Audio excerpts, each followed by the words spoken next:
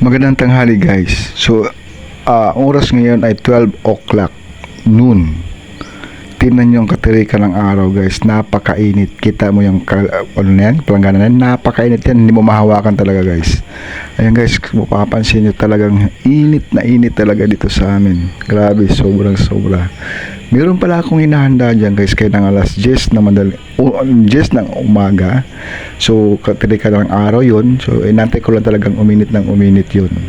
Yan, makikita natin mamaya sa video natin. Ayan, tingnan naman yung araw guys. So, sobrang init. Ayan o, blow na blow ang langit. Kita mo naman guys, sobrang init.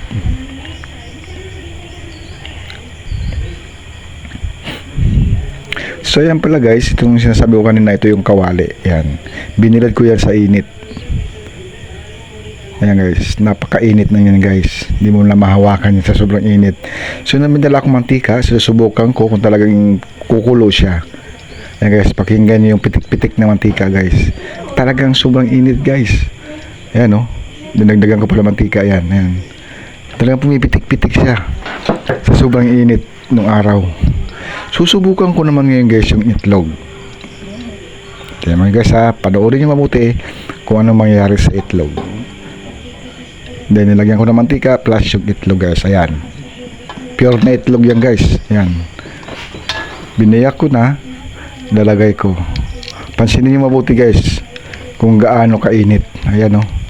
Oh, di ba?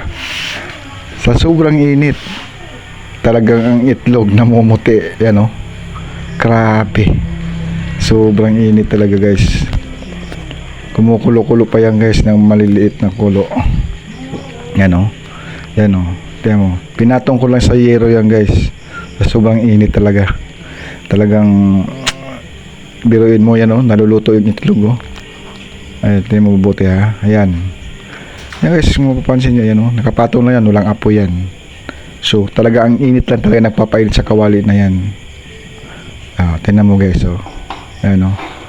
Diba? Sa sobrang init yung nangyari sa itlog. Ayan, oh. Talagang namumuti siya. Naluluto siya guys sa sobrang init. Ayan. So binalikan ko siya. Ayan, tingnan nyo guys, kumukulo nyo yung mantika. Ayan, oh. Biruin mo, nagluluto ako sa katirikan ng araw ng itlog. Ayan, oh. Oh, diba? Sobrang init talaga guys. Kaya tayo guys, lalo yung mga high blood dyan, huwag na tayo